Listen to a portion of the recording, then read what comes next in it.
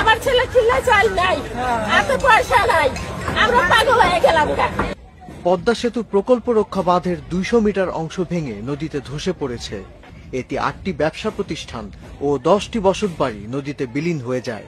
নিরাপদ দূরত্বে সরে গেছেন আরো 20টি বাড়ির বাসিন্দারা।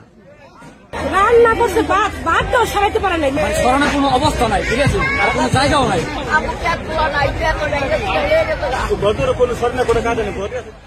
7 জুলাই শরীয়তপুরের জাজিরা উপজেলার নাওডোবা ইউনিয়নে এ ভাঙন দেখা দেয়।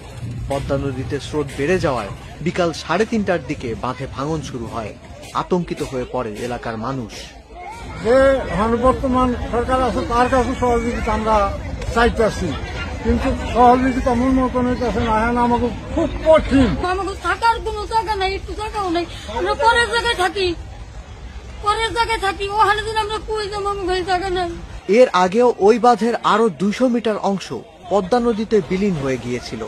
এরপর ওই স্থানে বালু ভর্তি জিওব্যাগ ফেলে ভাঙন ঠেকানোর চেষ্টা করে পানি উন্নয়ন বোর্ড। পদ্মা নদীর প্রকল্প এলাকাকে নদী ভাঙন থেকে বাঁচাতে 2 কিলোমিটার এলাকায় 110 কোটি টাকা ব্যয়ে নদী তীর রক্ষা বাঁধ নির্মাণ করেছিল বাংলাদেশ সেতু কর্তৃপক্ষ। পরে ওই বাঁধের সঙ্গেই নদী শাসনের বাঁধ